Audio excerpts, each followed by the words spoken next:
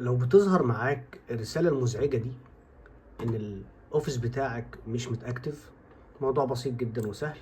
كل اللي عليك تعمله انت هتروح ل بارتيشن السي، تعمل سيرش بالكلمة دي، هيظهر لك. طبعا السيرش ده بياخد وقت شوية فانت خليك صبور. هتلاقي الاتنين دول، تيجي على اول واحدة تعمل كليك يمين وقول run as administration، قول له يس. هتيجي عند التانية تعمل نفس الخطوة، قول له يس. كده يعتبر ان الاوفيس بتاعك خلاص اتاكتف. طب تعالى نشوف النتيجة بتاعتنا. تعالى نفتح اي